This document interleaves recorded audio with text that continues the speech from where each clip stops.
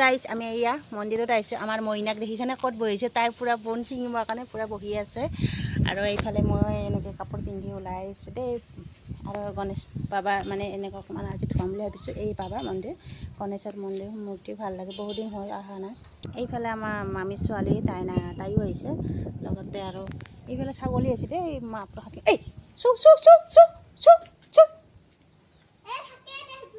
থাকিলেও আৰু মানে প্ৰসাদখিনি খাই দিব ন মানে। আৰু বহুত দিন হ'ল মনৰ আশা মানে আজি পূৰণ হ'ব। আৰু যিয়ে নহওক নিয়ম কিবা এটা মানে চাকি এগোল জ্বলালে মানে মনটো ভাল লাগে গণেশ বাবাৰ নামত। আৰু গণেশ বাবাৰ মন্দিৰত মই বহুত দিন হ'ল আহিম আজি মানে অকণমান আহি মনটো ভাল লাগিছে দেই। আৰু আমাৰ মইনা এনেকৈ বহি আছে। চাইড কৰি দি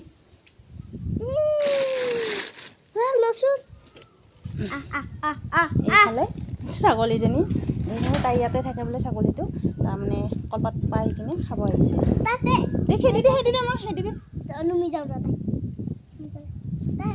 দে মুনু তাতে আছে ৰাস্তা তাড়াতাড়ি কৰ।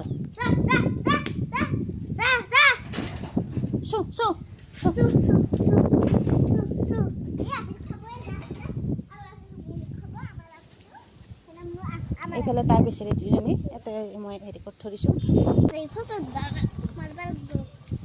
এইটো এটা মানে এইটো মানে এইটো এটা ডাঙৰ হেৰি ডাঙৰ বুক চুক দিলে এনেকৈ মানে ইয়াতে দিব পাৰি। আৰু এনেকৈ আমাৰ মইনা অকণমান যিমান যি নওক ৰ'দো আছে বাহিৰতে ৰখি আছোঁ। মানুহজন কৈছে মানে মন্দিৰৰ কিবা মানে অকণমান বস্তু নিব গৈছে। এই দেখিছেনে ৰাস্তা এয়া ইমান ধুনীয়া মানে জেগাখান্তি ভাল লাগে আৰু দেই। এয়া গণেশ বাবা আমাৰ দেই।